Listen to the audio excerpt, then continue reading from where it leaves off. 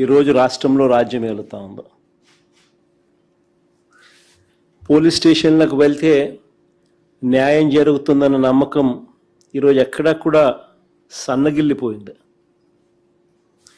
ఈరోజు రాష్ట్ర ప్రజల పరిస్థితి ఏమిటి అని అంటే, పోలీస్ స్టేషన్లకు పోవాలంటే భయపడే పరిస్థితిలోకి ఈరోజు రాష్ట్ర ప్రజలు వచ్చిన పరిస్థితులు ఈరోజు రాష్ట్రంలో కనిపిస్తూ ఉన్నాయి.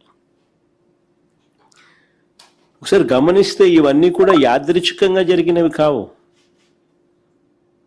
ఈ పరిస్థితి ఈ మాదిరిగా తయారైంది. ఈ మాదిరిగా పరిస్థితి తయారు కావడానికి కారణం ఏమిటి అని అంటే,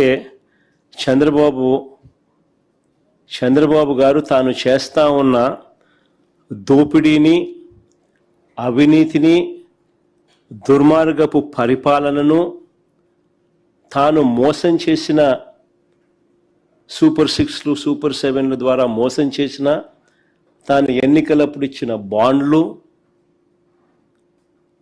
వీటికి సంబంధించి ఎవరైనా కూడా చంద్రబాబు నాయుడు గారిని ప్రశ్నిస్తే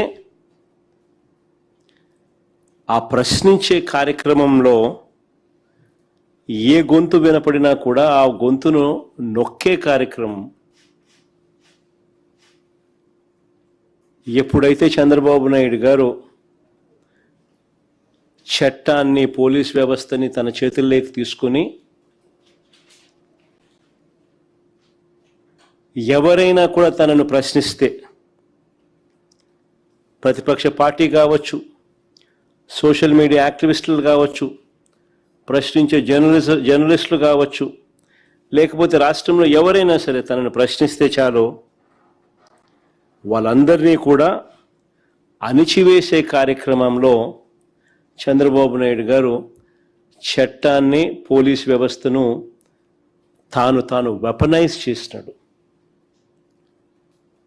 వెపనైజ్ చేసిన కారణంగా ఈరోజు ఈ దిగజారిపోయిన వ్యవస్థల పర్యావసాలే ఈరోజు మనకు కనిపిస్తూ ఉన్నాయి.